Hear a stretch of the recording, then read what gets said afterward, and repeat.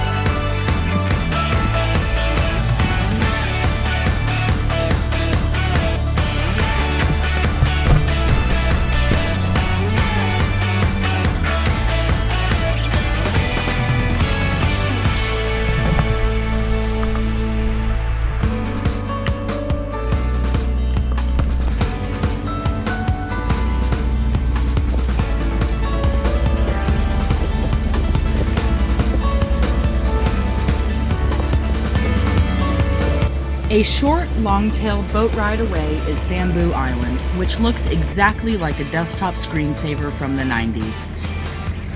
A big white sand beach on one end and lush green jungle on the rest of the island, with enough open space in the middle that they built picnic tables and a few amenities. Once again, I was able to enjoy this tropical paradise without the crowds.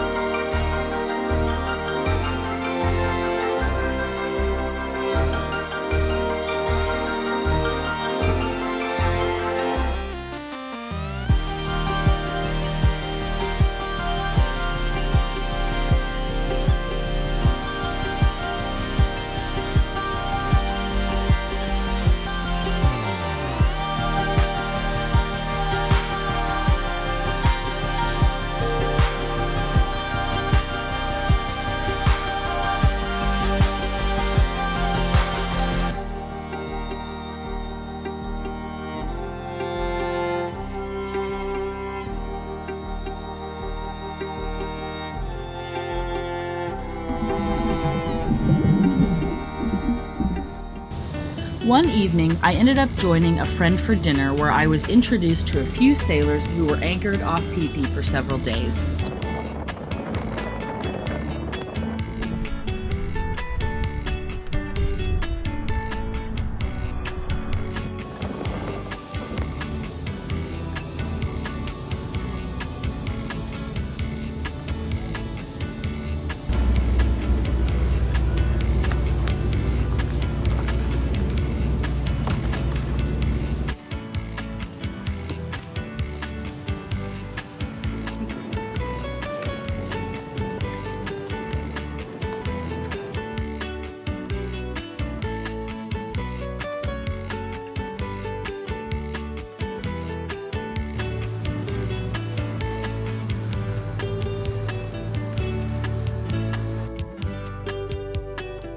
After a spontaneous series of events, the captain of a 43-foot sailboat named Cintana invited me on board as crew.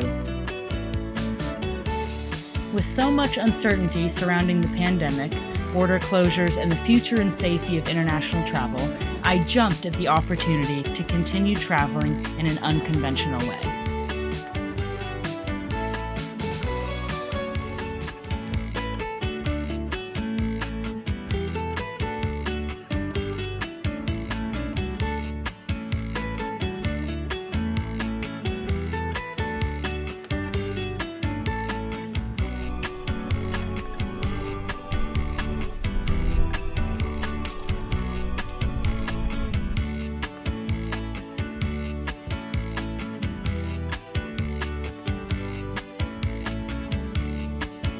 I am really excited to learn how to sail and to experience what it feels like to only see the vastness of the ocean in all directions and the brilliance of the night sky and all the little nooks and crannies of the earth, some of which are so remote and so isolated they are only accessible via sailboat.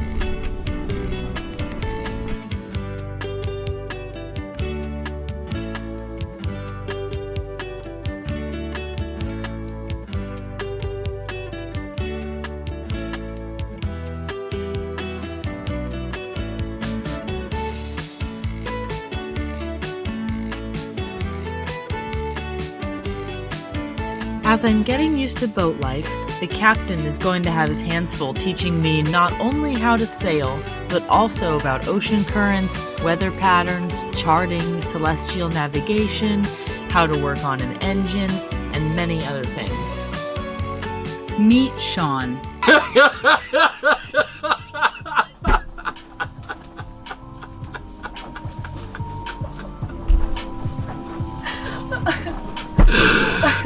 That's terrible. That's not recording, is it?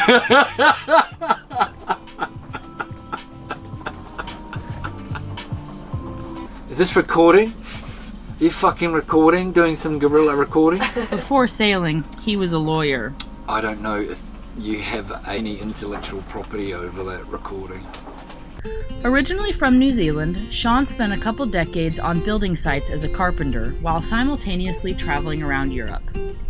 Then he went to law school in London and became a lawyer.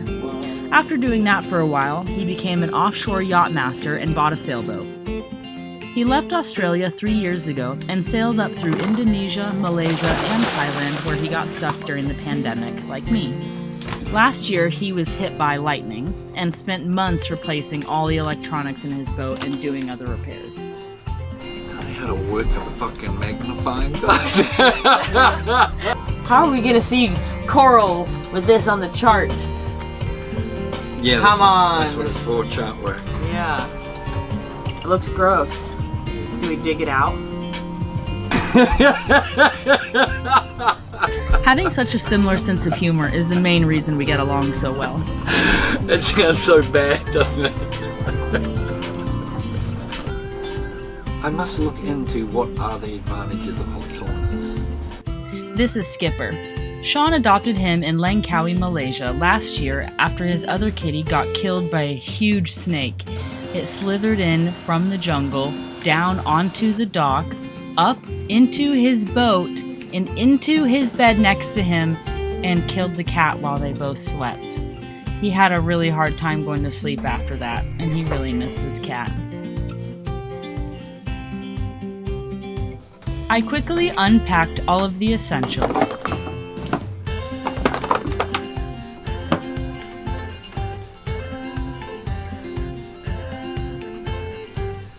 And then I made lunch. I have actually missed cooking my own food, so I'm excited to be able to do that again on the boat. Though sometimes ordering pizza and eating it on deck is nice too.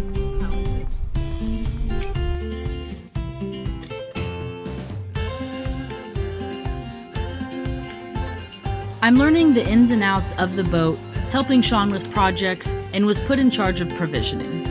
We are stocking up on a variety of mostly non-perishable food so that we can head out on some big adventures in the near future.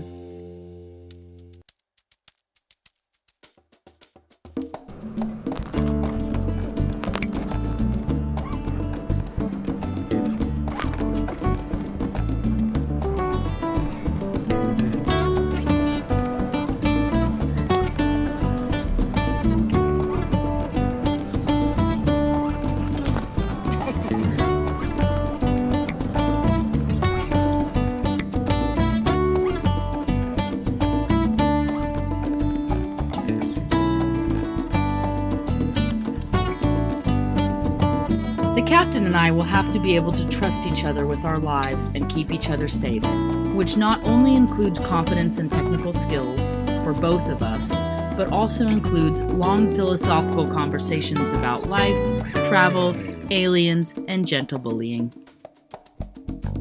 Bumps going down the Yeah, it was bruised. battered, bruised. First 24 hours. Wow. That's a foreshadowing of what's to come. Just by sitting down. Next week, standing up becomes dangerous.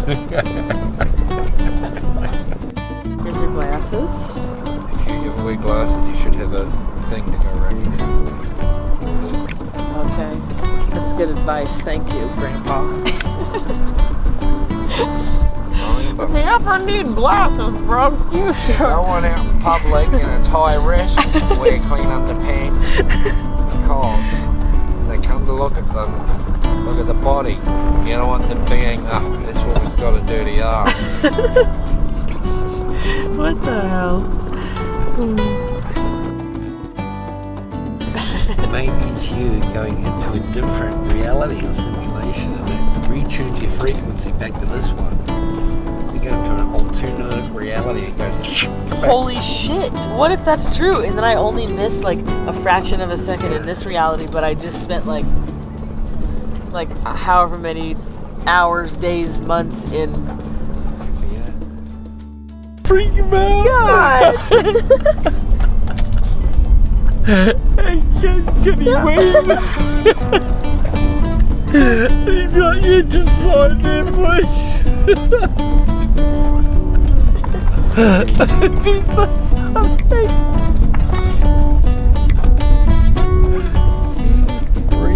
Oh. Man, life is so fucking amazing when you're not depressed. I don't even think I could fathom a feeling like this a couple years ago.